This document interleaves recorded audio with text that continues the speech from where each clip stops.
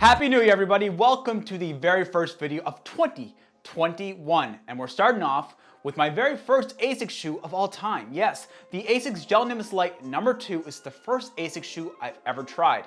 I had some high hopes. Were they met? Let's find out in this video. If this is your first time here, my name is Brendon, and on this channel, we talk all things running, from running shoe reviews to helping the beginner runner get started on their running journey. So if that's something you're into, please hit that subscribe button right down below, and maybe, if you like the video, hit that like button as well. Helps out the channel a ton.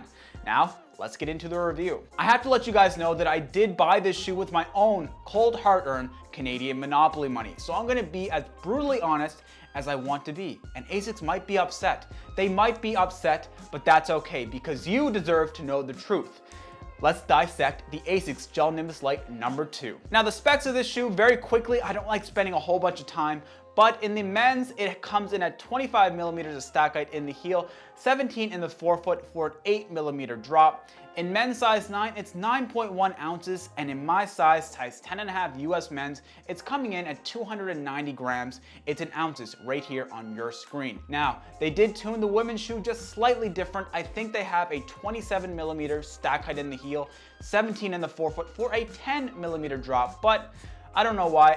I'm sorry, ladies, I don't have these the weight off the top of my head, but it's right here on your screen. Now let's move on to the upper. The upper on the Gel Nimbus Lite number 2 is an engineered mesh, but that's not the whole story. It's made out of 80% recycled material, and that is fantastic.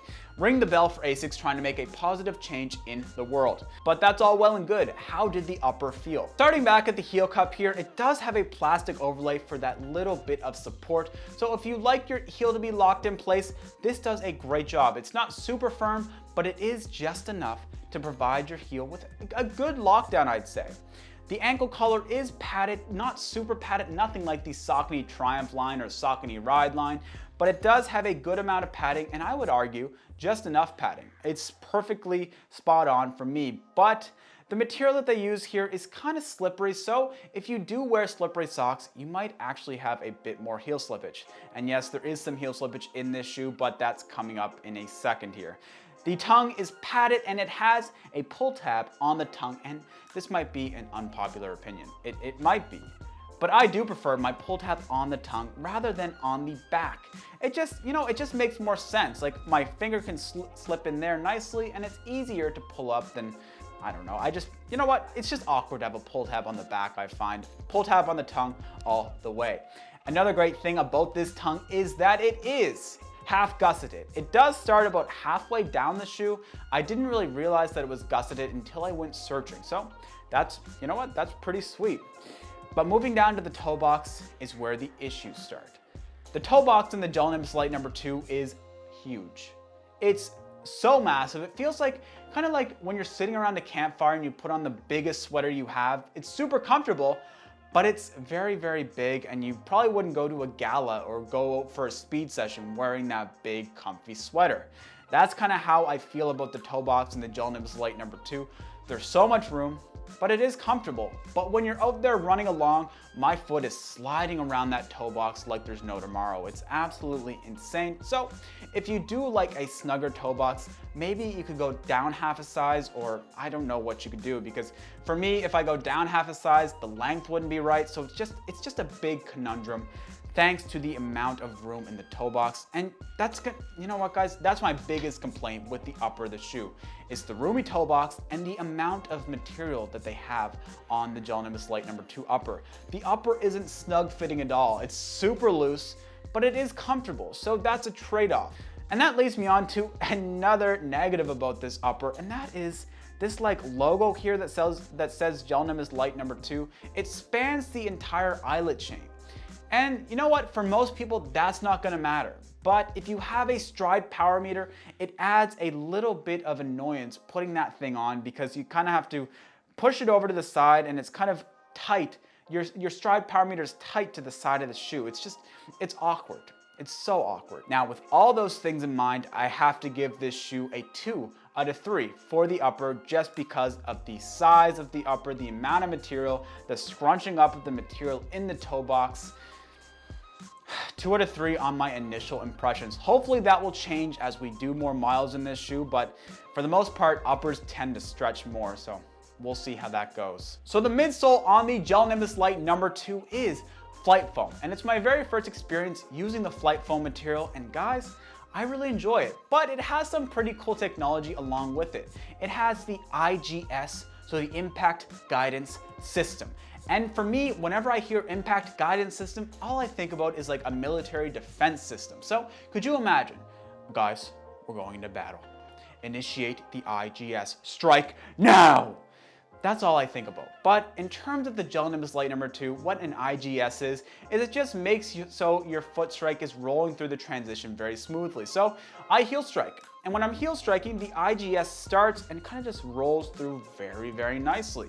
And I intentionally heel struck a lot. Like I was almost running on like the back of my Achilles. I was trying to heel strike so much just to test out the IGS, and it was fantastic. And you know what?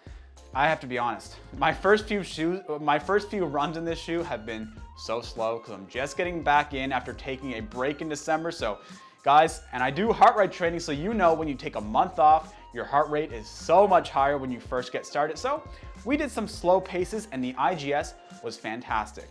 The Flight Foam material I find is the perfect amount of cushion. When I'm running along, it's squishing and it's absorbing a lot of the impact, but it's helping me along on that next stride.